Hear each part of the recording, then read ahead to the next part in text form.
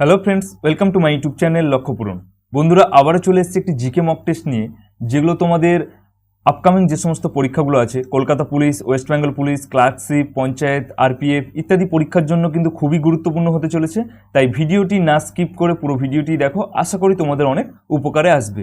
আর ভিডিওটি শুরু করার আগে যারা আমার চ্যানেলে নতুন, প্লিজ চ্যানেলটিকে সাবস্ক্রাইব করে বেল আইকনটি প্রেস করে দিও পরবর্তী ভিডিওর আপডেট সবার প্রথমে পাওয়ার জন্য। আর এই ক্লাসের পিডিএফ নিতে গেলে অবশ্যই ডেসক্রিপশন বক্সের নিচে লিঙ্ক দেওয়া থাকবে, ওখান থেকে কিন্তু তোমরা এই ক্লাসের পিডিএফগুলি নিয়ে নিতে পারবে। তো আজকের জিকে প্র্যাকটিস সেট পার্ট 15, এর আগের পার্টগুলো যারা দেখোনি অবশ্যই ডেসক্রিপশন বক্সের নিচে লিঙ্ক দেওয়া থাকবে, ওখান থেকে কিন্তু তোমরা এর আগের পার্টগুলো দেখে নিতে পারবে। তো চলো শুরু করা যাক আজকের ক্লাস। তো আজকের প্রথম প্রশ্নটি দেখো, ক্রিস গেইলের লেখা বইটির নাম কি?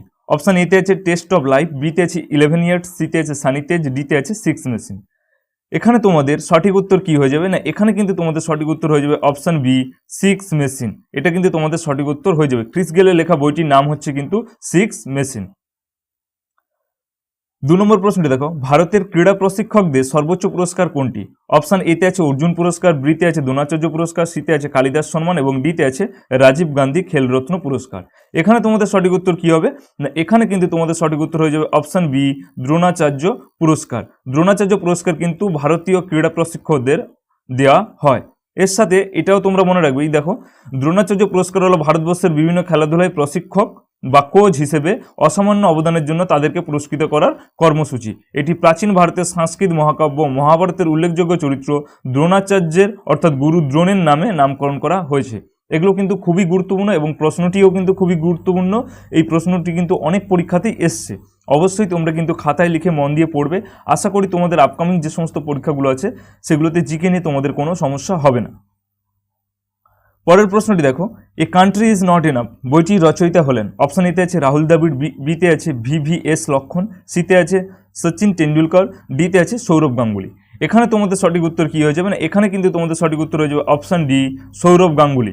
A country is not enough বইটির রচয়িতা হলেন সৌরভ গাঙ্গুলি। এটা কিন্তু অবশ্যই মনে রাখবে। পরের প্রশ্নটি দেখো, প্রথম কোন ভারতীয় ম্যাগসেসে পুরস্কার পান? প্রথম কোন ভারতীয় ম্যাগসেসে পুরস্কার পান? অপশান এতে আছে ভানু আপাইয়া, বিতে আছে বিনোবা ভাবে, সিতে আছে জি শঙ্কর করুপ এবং ডিতে আছে লতা মঙ্গেশকর। এখানে তোমাদের সঠিক উত্তর কি হয়ে যাবে না, এখানে কিন্তু তোমাদের সঠিক উত্তর হয়ে যাবে অপশান বি, বিনোবা ভাবে। বিনোবা ভাবে কিন্তু প্রথম ভারতীয় যিনি ম্যাগসেসে পুরস্কার পেয়েছিলেন। 5 নম্বর প্রশ্নটি দেখো, জাতীয় উন্নয়ন পর্ষদের কাজ হলো? অপশান এতে আছে উন্নয়ন পরিকল্পনা প্রণয়ন করা, অপশান বিতে আছে গ্রামীণ উন্নয়ন রূপায়ণ করা, অপশান বি সিতে আছে দারিদ্র্য দূরীকরণে কর্মসূচি রূপায়ণ করা এবং ডিতে আছে পঞ্চবার্ষিকী পরিকল্পনা অনুমোদন করা। এখানে তোমাদের সঠিক উত্তর কি হয়ে যাবে না, এখানে কিন্তু তোমাদের সঠিক উত্তর হয়ে যাবে অপশান ডি, পঞ্চবার্ষিকী পরিকল্পনা অনুমোদন করা। পঞ্চবার্ষিকী পরিকল্পনা অনুমোদন করা কিন্তু তোমাদের সঠিক উত্তর হয়ে যাবে। 6 নম্বর প্রশ্নটি দেখো, rapid sustainable and more inclusive growth ধারণাটি কোন পঞ্চবার্ষিকী পরিকল্পনায় গৃহীত হয়? অপশান এতে আছে দ্বাদশ, বিতে আছে সপ্তম, সিতে আছে নবম এবং ডিতে আছে অষ্টম। এখানে তোমাদের সঠিক উত্তর কি হয়ে যাবে না, এখানে কিন্তু তোমাদের সঠিক উত্তর হয়ে যাবে অপশান এ, দ্বাদশ পঞ্চবার্ষিকী পরিকল্পনাকালে কিন্তু rapid sustainable and more inclusive growth ধারণাটি গৃহীত হয়েছিল। এগুলো কিন্তু প্রত্যেকটি প্রশ্ন কিন্তু যে কোনো আপকামিং পরীক্ষার জন্য খুবই গুরুত্বপূর্ণ। এগুলো কিন্তু বিভিন্ন ধরনের প্রিভিয়াস ইয়ারের প্রশ্নপত্র। ঠিক আছে, তোমরা অবশ্যই ভিডিওটি পুরোটি দেখবে এবং ভিডিওটিতে ভালো লাগলে অবশ্যই লাইক করে বন্ধুদের সাথে শেয়ার করে দেবে। পরের প্রশ্নটি দেখো, ভারতের সংবিধানে যুক্তরাষ্ট্রীয় শাসন ব্যবস্থা এর ধারণাটি কোন দেশের সংবিধান থেকে নেওয়া হয়েছে? অপশান এতে আছে অস্ট্রেলিয়া, বিতে আছে ব্রিটেন, সিতে আছে ফ্রান্স এবং ডিতে আছে কানাডা। এখানে তোমাদের সঠিক উত্তর কি হয়ে যাবে না, এখানে কিন্তু তোমাদের সঠিক উত্তর হয়ে যাবে অপশান ডি, কানাডা। কানাডা থেকে কিন্তু ভারতীয় সংবিধানে যুক্তরাষ্ট্রীয় শাসন ব্যবস্থা ধারণাটি আমাদের দেশের সংবিধানে নেওয়া হয়েছে। ঠিক আছে। 8 নম্বর প্রশ্নটি দেখো, পার্লামেন্টের পাবলিক অ্যাকাউন্ট কমিটির চেয়ারম্যান কার দ্বারা নিযুক্ত হন? অপশান এতে আছে রাষ্ট্রপতি, বিতে আছে প্রধানমন্ত্রী, সিতে আছে কেন্দ্রীয় অর্থমন্ত্রী এবং ডিতে আছে লোকসভার অধ্যক্ষ। এখানে তোমাদের সঠিক উত্তর কি হবে না, এখানে কিন্তু তোমাদের সঠিক উত্তর হবে অপশান ডি, লোকসভার অধ্যক্ষ। পার্লামেন্টের পাবলিক অ্যাকাউন্ট কমিটির চেয়ারম্যান কার দ্বারা নিযুক্ত হন না, লোকসভার অধ্যক্ষ দ্বারা কিন্তু নিযুক্ত হন। এর সাথে তোমরা এটাও মনে রাখবে যে সংসদের পাবলিক অ্যাকাউন্ট কমিটির চেয়ারম্যান সর্বদা সংসদের বিরোধী দলের সদস্য হন। এটাও কিন্তু খুব গুরুত্বপূর্ণ, এটাও কিন্তু তোমরা মনে রাখবে। 9 নম্বর প্রশ্নটি দেখো, কত সালে আদমশুমারি অনুযায়ী বর্তমান লোকসভার আসনগুলি বিভিন্ন অঙ্গরাজ্যের মধ্যে বণ্টিত হয়েছে? অপশন এতে আছে 1961, বিতে আছে 1971, সিতে আছে 1984 এবং ডিতে আছে 2011। এখানে তোমাদের সঠিক উত্তর কি হয়ে যাবে না, এখানে কিন্তু তোমাদের সঠিক উত্তর হয়ে যাবে অপশন বি 1971। 1971 সালের আদমশুমারি অনুযায়ী কিন্তু বর্তমান লোকসভার আসনগুলি বিভিন্ন অঙ্গরাজ্যের মধ্যে কিন্তু বণ্টিত হয়েছে। এর সাথে আচ্ছা 10 নম্বর প্রশ্নটি দেখো, কোন গভর্নর জেনারেল ভারতে পাশ্চাত্য শিক্ষার প্রচলনে উদ্যোগী হয়েছিলেন? খুব গুরুত্বপূর্ণ একটি প্রশ্ন। অপশন এতে আছে লর্ড কর্নওয়ালিস, বিতে আছে লর্ড রিপন, সিতে আছে লর্ড উইলিয়াম বেন্টিক এবং ডিতে আছে লর্ড কার্জন। এখানে তোমাদের সঠিক উত্তর কি হয়ে যাবে, এখানে কিন্তু তোমাদের সঠিক উত্তর হয়ে যাবে option C Lord William Bentinck. Lord William Bentinck কিন্তু ভারতের পাশ্চাত্য শিক্ষা প্রচলনের উদ্যোগী হয়েছিলেন। প্রশ্ন 11তে দেখো, ছোটনাগপুর মালভূমির সর্বোচ্চ শৃঙ্গ হলো? অপশন এতে আছে পরেশনাথ, বিতে আছে শুশুনিয়া, সিতে আছে বিহারীনাথ এবং ডিতে আছে এদের মধ্যে কোনোটিই নয়। এখানে তোমাদের সঠিক উত্তর কি হয়ে যাবে না, এখানে কিন্তু তোমাদের সঠিক উত্তর হয়ে যাবে অপশন এ পরেশনাথ। পরেশনাথ কিন্তু ছোটনাগপুর মালভূমির সর্বোচ্চ শৃঙ্গ। পরের প্রশ্নটি দেখো, ভারতের দীর্ঘতম সমুদ্র সৈকত হলো যে ড্যাশ? অপশন এতে আছে মেরিনা, বিতে আছে মালাপে, সিতে আছে চেরাই এবং ডিতে আছে এদের মধ্যে কোনোটিই নয়। এখানে তোমাদের সঠিক উত্তর কি হয়ে যাবে না, এখানে কিন্তু তোমাদের সঠিক উত্তর হয়ে যাবে অপশন এ মেরিনা। মেরিনা কিন্তু ভারতের দীর্ঘতম সমুদ্র সৈকত। এর সাথে সাথে তোমরা এটাও মনে রাখবে যে ভারতের গুরুত্বপূর্ণ সমুদ্র সৈকতগুলি হলো গোয়ার আছে বনউলিম সৈকত, কেরলের কোভালাম সমুদ্র সৈকত, গোয়ার ক্যাভেলো বিচ এবং আন্দামান নিকোবর দ্বীপপুঞ্জ সমুদ্র সৈকত, ঠিক আছে, তামিলনাড়ুর মেরিনা বিচ আর কেরলের মারারিকুল্লাম সমুদ্র সৈকত। এগুলো কিন্তু খুব গুরুত্বপূর্ণ। এগুলো হচ্ছে কি না, এগুলো হচ্ছে ভারতের গুরুত্বপূর্ণ কিছু সমুদ্র সৈকত, ঠিক আছে। যদি প্রশ্ন আসে ভারতের দীর্ঘতম সমুদ্র সৈকত কি না, মেরিনা বিচ তোমাদের সঠিক উত্তর হয়ে যাবে। পরের প্রশ্নটি দেখো, বসু বিজ্ঞান মন্দির ব্র্যাকেটে আছে বোস ইনস্টিটিউট স্থাপিত হয়েছিল? অপশন এতে আছে 1916 সালে, বিতে আছে 1920 সালে, সিতে আছে 1917 সালে, ডিতে আছে 1919 সালে। এখানে তোমাদের সঠিক উত্তর কি হয়ে যাবে না, এখানে কিন্তু তোমাদের সঠিক উত্তর হয়ে যাবে অপশন সি 1917 সালে। বোস ইনস্টিটিউট বা বসু বিজ্ঞান মন্দির স্থাপিত হয়েছিল কিন্তু 1917 সালে। এগুলো কিন্তু খুব গুরুত্বপূর্ণ, তোমাদের আপকামিং পরীক্ষার জন্য অবশ্যই খাতায় লিখে মন দিয়ে পড়বে। 14 নম্বর প্রশ্নটি দেখো, এদের মধ্যে কে প্রথম ইউরোপিয়ান হিসেবে ভারতীয় জাতীয় কংগ্রেসের সভাপতি নির্বাচিত হন? প্রশ্নটা খুব খুব গুরুত্বপূর্ণ, অবশ্যই প্রশ্নটা ভালো করে পড়ে তারপরে করবে। তোমরা যখন পরীক্ষা দিতে যাবে অবশ্যই প্রশ্নগুলো আগে মন দিয়ে পড়বে এবং তারপরে উত্তর করবে, না হলে কিন্তু ভুল হওয়ার সম্ভাবনা খুব বেশি থাকে।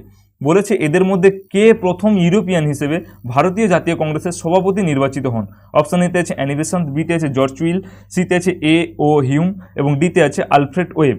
এখানে তোমাদের সঠিক উত্তর কি হয়ে যাবে না, এখানে কিন্তু তোমাদের সঠিক উত্তর হয়ে যাবে অপশন বি জর্জ উইল, ঠিক আছে। ইনি কিন্তু প্রথম ইউরোপিয়ান হিসেবে ভারতীয় জাতীয় কংগ্রেসের সভাপতি নির্বাচিত হয়েছিলেন। এর সাথে সাথে তোমরা এটাও মনে রাখবে যে কংগ্রেসের প্রথম মহিলা সভাপতি ছিল কে না, অ্যানি বেসান্ট। কংগ্রেসের প্রথম বাঙালি মহিলা সভাপতি ছিল কে না, নেলি সেনগুপ্তা। আর কংগ্রেসের প্রথম ভারতীয় মহিলা সভাপতি ছিলেন কিন্তু শ্রীমতী সরোজিনী নাইডু। এটাও কিন্তু খুব গুরুত্বপূর্ণ, অনেক পরীক্ষাতেই কিন্তু এগুলো এসেছে। তোমরা অবশ্যই পুরো ভিডিওটি দেখো, আশা করি তোমাদের কোনো সমস্যা হবে না জিকে নিয়ে। পরের প্রশ্নটি দেখো, কবে পাকিস্তান প্রস্তাব আনুষ্ঠানিকভাবে গৃহীত হয়েছিল? অপশন এতে আছে 1906 সালে, অপশন বিতে আছে 1909 সালে, অপশন সিতে আছে 1910 সালে এবং ডিতে আছে 1940 সালে। তো এখানে তোমাদের সঠিক উত্তর কি হয়ে যাবে না, অপশন ডি হয়ে যাবে তোমাদের সঠিক উত্তর। 1940 সালে কিন্তু পাকিস্তান প্রস্তাব আনুষ্ঠানিকভাবে গৃহীত হয়েছিল। পরের প্রশ্নটি দেখো, একটি machine gun 700 metre per second বেগে প্রতি মিনিটে 60টি গুলি চালায়। যদি প্রতিটি বুলেটের ভর 50 গ্রাম হয় তবে বন্দুকটির ক্ষমতা কত? অপশন এতে আছে 250 ওয়াট, বিতে আছে 50 ওয়াট, সিতে আছে 12,250 ওয়াট এবং ডিতে আছে 2,250 ওয়াট। এক্ষেত্রে তোমাদের সঠিক উত্তর কি হয়ে যাবে না, এক্ষেত্রে তোমাদের সঠিক উত্তর হয়ে যাবে 12,250 ওয়াট। এটা কিন্তু তোমাদের সঠিক উত্তর হয়ে যাবে। পরের প্রশ্নটি দেখো, আমাদের জীবে কত স্বাদরোধক আছে? অপশন এতে আছে প্রায় 1000, বিতে আছে প্রায় 1 লক্ষ, সিতে আছে প্রায় 10,000 এবং ডিতে আছে প্রায় 10 লক্ষ। এখানে তোমাদের সঠিক উত্তর কি হয়ে যাবে না, এখানে তোমাদের সঠিক উত্তর হয়ে যাবে অপশন সি প্রায় 10,000। আমাদের জীবে কিন্তু কত স্বাদকোরক রয়েছে, কোরক, এখানে কিন্তু তোমাদের সঠিক উত্তর হয়ে যাবে 10,000। এর সাথে সাথে তোমরা এটাও মনে রাখবে যে মানুষ সাধারণত 5 ধরনের স্বাদ অনুভব করতে পারে। এগুলি হলো কি কি, মিষ্টি, টক, তেতো, নোনতা এবং সুস্বাদু। আমাদের জিভায় হাজার হাজার ক্ষুদ্রাকৃতি বাম্প রয়েছে যাকে স্বাদ প্যাপিলি বলা হয় প্রতিটি প্যাপিলায় 10 থেকে 50টি রিসেপ্টর কোষ সহ একাধিক স্বাদকোরক থাকে। এগুলো কিন্তু তোমরা অবশ্যই খাতায় লিখে মন দিয়ে পড়বে, এগুলো কিন্তু তোমাদের আপকামিং পরীক্ষার জন্য খুব গুরুত্বপূর্ণ। পরের প্রশ্নটি দেখো, ভিটামিন শব্দটি আবিষ্কার করেন কোন বিজ্ঞানী? এটার উত্তর তোমরা সবাই জানো। অপশান এতে আছে মন্ড, বিতে আছে ল্যামার্ক, সিতে আছে ফ্র্যাঙ্ক এবং ডিতে আছে ডারউইন। এর সঠিক উত্তর হয়ে যাবে অপশান সি, ফ্র্যাঙ্ক। ভিটামিন শব্দটি প্রথম আবিষ্কার করেন বিজ্ঞানী ফ্র্যাঙ্ক। এর সাথে সাথে এটাও মনে রাখবে যে ভিটামিন 1912 সালে পোল্যান্ডের বিজ্ঞানী ক্যাসিমির ফ্র্যাঙ্ক প্রথম ভিটামিন আবিষ্কার করেন। এটাও কিন্তু খুব গুরুত্বপূর্ণ, কি যে প্রশ্ন এভাবে আসতে পারে যে ভিটামিন প্রথম কে আবিষ্কার করেন? 1912 সালে পোল্যান্ডের বিজ্ঞানী ক্যাসিমির ফ্র্যাঙ্ক কিন্তু প্রথম ভিটামিন আবিষ্কার করেন। পরের প্রশ্নটি দেখো, মেলানিন নামক রঞ্জক উৎপাদন করা হয়। মেলানিন নামক রঞ্জক উৎপাদন করা অপশান এতে আছে চোখের কাজ, বিতে আছে জিভের কাজ, সিতে আছে ত্বকের কাজ এবং ডিতে আছে কানের কাজ। এখানে তোমাদের সঠিক উত্তর কি হয়ে যাবে? না অপশান সি হয়ে যাবে তোমাদের সঠিক উত্তর, ত্বকের কাজ। মেলানিন নামক রঞ্জক উৎপাদন করা ত্বকের কাজ। এর সাথে সাথে তোমরা এটা মনে রাখবে যে মেলানিন নামক এক ধরনের রঞ্জক পদার্থ যা মেলানোসাইট নামক কোষ থেকে তৈরি হয়, যার কারণে মানুষ বা অন্যান্য প্রাণীর চামড়া, চুল ও চোখের মনির পাখির পালক কালো হয়। ঠিক আছে, এটাও কিন্তু মনে রাখবে অবশ্যই। পরের প্রশ্নটি দেখো, গান মেটালে কোন ধাতুটি থাকে না? অপশান এতে আছে ক্রোমিয়াম, বিতে আছে তামা, সিতে আছে জিঙ্ক এবং ডিতে আছে টিন। এখানে তোমাদের সঠিক উত্তর কি হয়ে যাবে? না এখানে কিন্তু তোমাদের সঠিক উত্তর হয়ে যাবে অপশান এ, ক্রোমিয়াম। গান মেটালে কিন্তু ক্রোমিয়াম থাকে না। পরের প্রশ্নটি দেখো, শৈল শহর ল্যান্সডাউন ভারতের কোন রাজ্যে? এখানে কোন রাজ্য হবে? এটা একটু টাইপিং মিস্টেক আছে। কোন রাজ্যে অবস্থিত? অপশান এতে আছে উত্তরাখণ্ড, বিতে আছে সিকিম, সিতে আছে মণিপুর এবং ডিতে আছে হিমাচল প্রদেশ। এখানে তোমাদের সঠিক উত্তর হয়ে যাবে অপশান এ, উত্তরাখণ্ড। শৈলশহর ল্যান্সডাউন ভারতের উত্তরাখণ্ড রাজ্যে অবস্থিত। পরের প্রশ্নটি দেখো, অটল বিহারী বাজপেয়ী কতবার ভারতের প্রধানমন্ত্রী হয়েছিলেন? অপশান এতে আছে 2 বার, অপশান বিতে আছে 3 বার, সিতে আছে 4 বার এবং ডিতে আছে 5 বার। এখানে তোমাদের সঠিক উত্তর কি হয়ে যাবে? না এখানে কিন্তু তোমাদের সঠিক উত্তর হয়ে যাবে অপশান বি, 3 বার। অটল বিহারী বাজপেয়ী কিন্তু ভারতের প্রধানমন্ত্রী হয়েছিলেন 3 বার। 23 নম্বর প্রশ্নটি দেখো, নাগাল্যান্ডের প্রধান ভাষা কি? অপশান এতে আছে নাগা, বিতে আছে ইংরেজি, সিতে আছে অসমিয়া এবং ডিতে আছে খাসি। এখানে তোমাদের সঠিক উত্তর কি হয়ে যাবে? না অপশান বি হয়ে যাবে তোমাদের সঠিক উত্তর, ইংরেজি। নাগাল্যান্ডের প্রধান ভাষা হচ্ছে ইংরেজি, এটা কিন্তু মনে রাখবে। এর সাথে সাথে তোমরা এটাও মনে রাখবে যে নাগাল্যান্ড গঠন হয়েছিল 1 ডিসেম্বর 1963 সালে। এর রাজধানীর নাম কি? কোহিমা। রাজ্যপাল কে আছেন? RN রাভি। মুখ্যমন্ত্রীর নাম কি? নেফিউরিও। আর সাক্ষরতার হার কত নাগাল্যান্ডে? না 80.11% কিন্তু সাক্ষরতার হার। এগুলো কিন্তু খুব গুরুত্বপূর্ণ, অবশ্যই মন দিয়ে পড়বে। পরের প্রশ্নটি দেখো, ফুলারিন হলো অপশান এতে আছে কার্বনের একটি রূপভেদ, বিতে আছে কার্বোরান্ডামের অপর নাম, সিতে আছে কৃত্রিম পলিমার, ডিতে আছে হাইড্রোজেন যৌগ। এখানে তোমাদের সঠিক উত্তর কি হয়ে যাবে? না এখানে কিন্তু তোমাদের সঠিক উত্তর হয়ে যাবে অপশান এ, কার্বনের একটি রূপভেদের নাম হচ্ছে কিন্তু ফুলারিন। ঠিক আছে, এটাও কিন্তু মনে রাখবে। পরের প্রশ্নটি দেখো, মহাত্মা গান্ধীর অসহযোগ আন্দোলনের মুখ্য প্রতীক কি ছিল? অপশান এতে আছে তার চশমা, বিতে আছে তার ছড়ি, সিতে আছে তার চরকা, ডিতে আছে তার টুপি। এখানে তোমাদের সঠিক উত্তর কি হয়ে যাবে? না এখানে কিন্তু সঠিক উত্তর হয়ে যাবে তার চরকা। অপশান সি হয়ে যাবে তোমাদের সঠিক উত্তর। মহাত্মা গান্ধীর অসহযোগ আন্দোলনের মুখ্য প্রতীক ছিল তার চরকা। পরের প্রশ্নটি দেখো, কুকা আন্দোলন মানে কুকা মুভমেন্ট 19 শতকের মাঝামাঝি সময়ে কোথায় শুরু হয়েছিল? অপশান এতে আছে পশ্চিম পাঞ্জাব, বিতে আছে মহারাষ্ট্র, সিতে আছে বাংলা, ডিতে আছে মধ্যপ্রদেশ। এখানে তোমাদের সঠিক উত্তর কি হয়ে যাবে? না এখানে কিন্তু তোমাদের সঠিক উত্তর হয়ে যাবে option A, Paschim Punjab. কুকা movement বা কুকা আন্দোলন 19 শতকের মাঝামাঝি সময়ে কোথায় শুরু হয়েছিল? না পশ্চিম পাঞ্জাবে শুরু হয়েছিল। পরের প্রশ্নটি দেখো, শুঙ্গ রাজবংশ প্রতিষ্ঠা করেন কে? অপশান এতে আছে অজাতশত্রু, বিতে আছে বসুমিত্র, সিতে আছে অগ্নিমিত্র এবং ডিতে আছে পুষ্যমিত্র। এখানে তোমাদের সঠিক উত্তর কি হয়ে যাবে? না এখানে কিন্তু তোমাদের সঠিক উত্তর হয়ে যাবে অপশান ডি, পুষ্যমিত্র। শুঙ্গ রাজবংশ প্রতিষ্ঠা করেছিলেন কিন্তু পুষ্যমিত্র।